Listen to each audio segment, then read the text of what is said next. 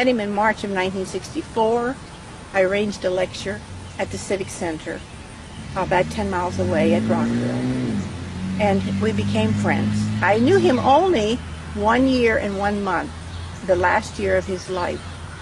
And he visited from California here about 5 times in that last year of his life, just intermittent. He didn't stay at this house all that time. But on February 26th, approximately 8 o'clock in the morning, a space friend, contact of Mr. Adamski, came to this house. I was still asleep, but when I got up, Mr. Adamski told me that he had been told that we should get cameras ready for filming later in the day.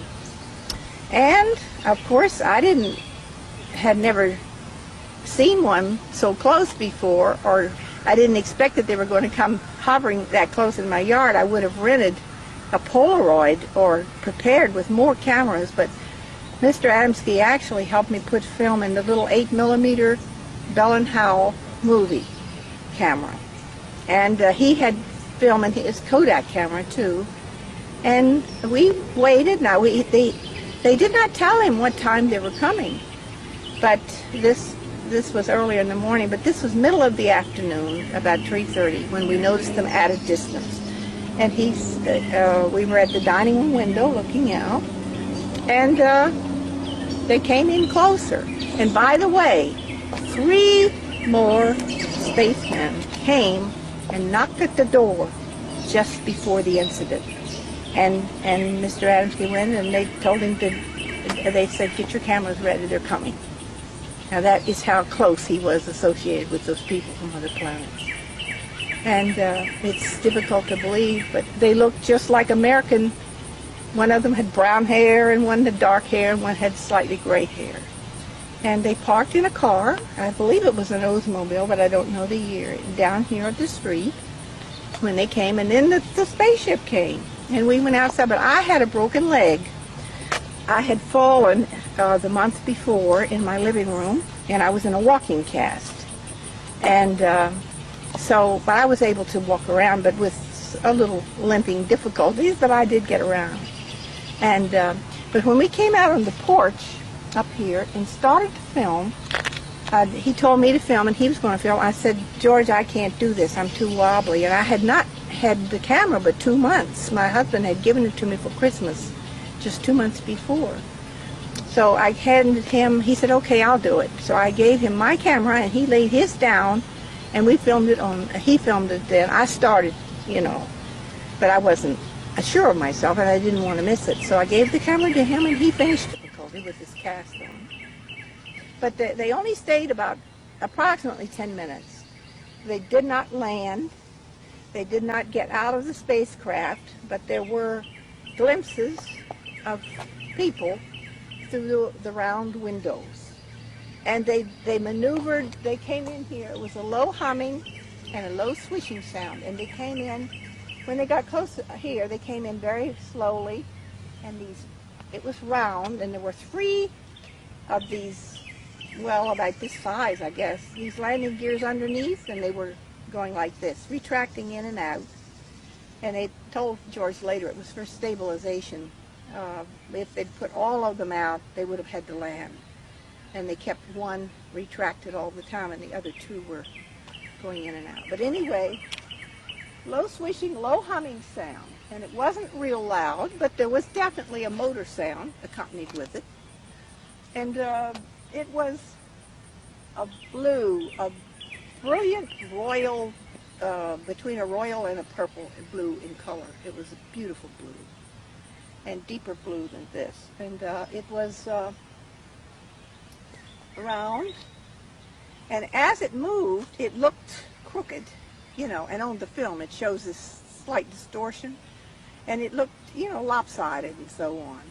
But they were moving and putting on this performance for Mr. Adamski to back up, his efforts to get the world leaders to tell the truth about the visitors from other planets. They were demonstrating, they wanted him to capture this on film, their abilities to do certain maneuvers. And they wanted him to have this proof to show the people of the world, because our world governments have better film and they haven't shared any of them with us. And they wanted Mr. Adamski to have this piece of film to show, you know, to the audiences when he was speaking, how they do these certain maneuvers. They did this on purpose. Bob Oechsler, a robotics engineer and former mission specialist of the NASA Goddard Space Flight Center in Greenbelt, Maryland, is also convinced of the Rodifer film's authenticity.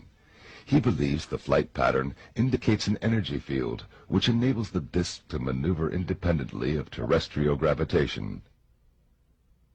The individual images as they came up clearly showed something that you could not see with the naked eye in looking at the film or even looking at the individual prints under close scrutiny, and that there was a haze, if you will, a very tight haze, almost like a fuzzy outline around the craft itself on the image. Now, this, of course, compared to the trees that are visible in the film, which were crystal clear and very well in focus. In other words, you have a very sharp contrast. You immediately might be concerned about the possibility of capabilities of double exposure, which is, of course, very difficult to do with film. However, in this particular case, we found it very, very intriguing that the craft itself had very, very sharp contrasting edges along where the porthole areas are and around the top of the cab.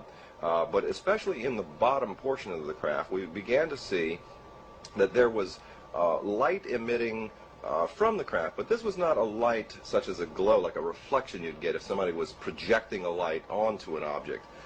This was rather interesting because it tended to suggest that there was some form of energy associated with the vehicle itself that was actually causing this sort of a red glow in the undercarriage area. But that, along with the glow that we were getting, the sort of a haze, a very, very distinct fine haze around and very, very close to the craft itself through the images, suggested that there was an actual radiation effect. Almost, I guess you could liken it to a mirage effect. People are fairly familiar with when you ride down the highway during the summer and you look across and you can see the heat rising, and it tends to distort images that were behind the mirage. Well, this is very similar to the effect that we saw on this object, suggesting several things. One, that you were actually looking at a three-dimensional object as something that was superimposed onto the film. That, again, suggested credibility with regard to the film. And secondly, it suggested that there was technology associated with it. This was not just, you know, a trash can lid or something that was just casually thrown up in the air while filming was going on. So began to become much more encouraged with what I was seeing. The more I began to look into the individual segments, the film itself, the motion, we began to see things that you might liken to a distortion. In other words, the craft itself physically changed shape. Now, not the whole craft, but it seemed that portions of the craft changed shape. Now, this was a product either of what you might call an optical illusion as a result of the technology associated with the craft, the method that it used to maintain its levitated state to violate gravity, or it was a mechanical apparatus associated with the craft itself. We noticed that the ball structure in the bottom of the craft, in concert with the receding of these individual structures, that the one portion of the craft had an indentation that would go in every time this one ball would go up, and then it would come back out into a round disc, or circular area. So I think that these features all collectively, more than anything else, and even more than the testimony of Madeline Rodifer herself and the historical testimony of George Adamski prior to his death regarding this particular event, all tend to suggest that we're probably dealing with an authentic case. And I think it's time that perhaps some researchers of historical value would probably want to go back and take a much closer look at the George Adamski case in its entirety.